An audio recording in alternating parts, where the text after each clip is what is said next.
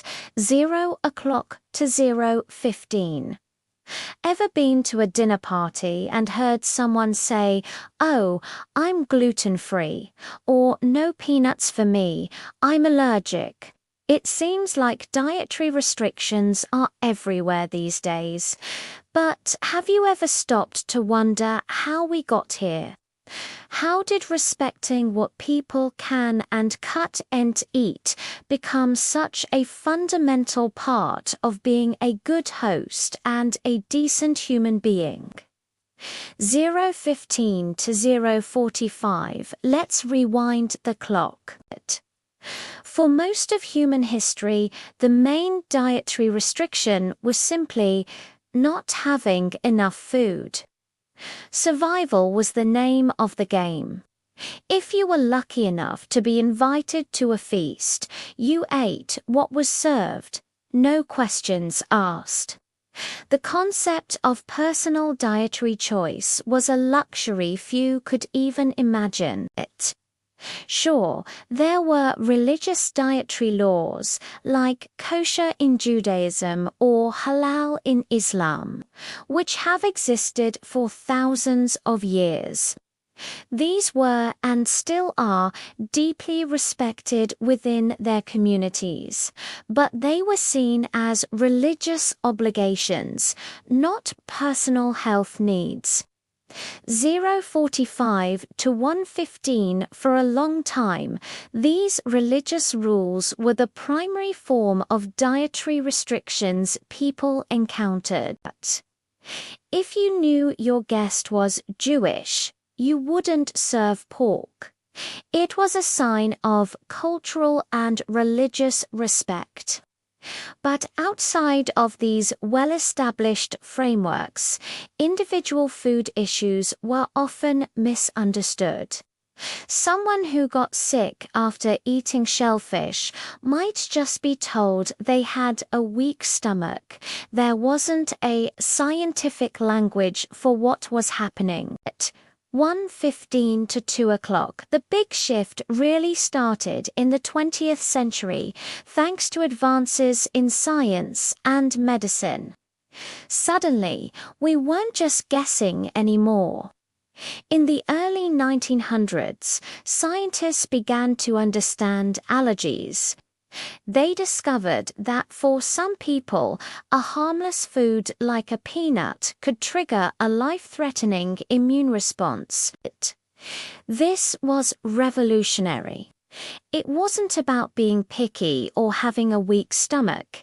It was a legitimate medical condition. The term food allergy entered our vocabulary, and with it came the urgent need to be careful. 2 o'clock to 2:45 then came the discovery of conditions like celiac disease.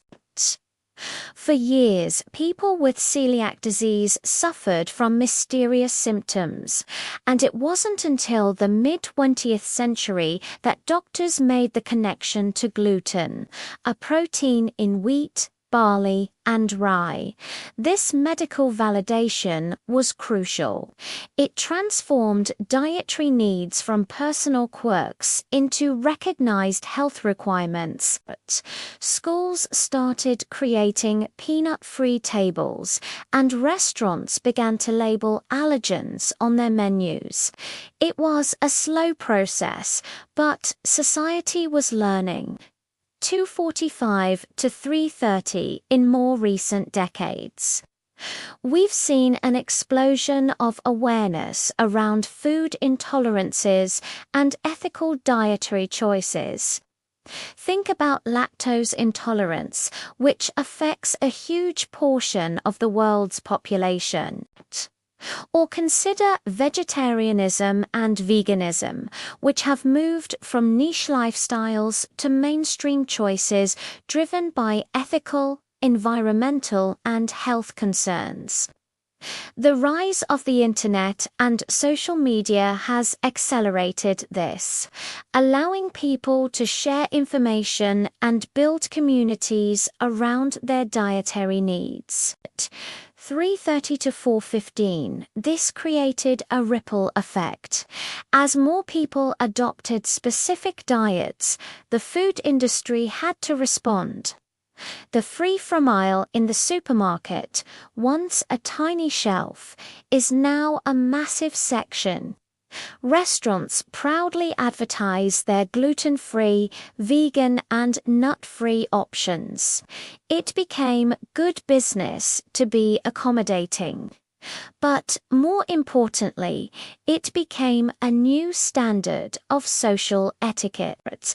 Asking your guests about dietary restrictions before a dinner party is now just as basic as setting the table for 15 to 5 o'clock. So, from a history of shared plates and communal eating governed by scarcity and ancient religious laws, we've evolved.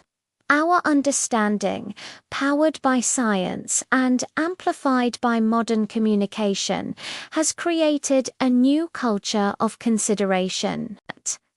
Respecting someone's dietary needs is no longer just about avoiding an allergic reaction. It's a fundamental sign of care, empathy, and respect for their well-being and personal choices. It's a simple act that says, I see you, I hear you, and your needs matter. Thanks so much for watching and exploring this piece of social history with me. If you found this interesting, please hit that like button and subscribe for more videos. See you in the next one.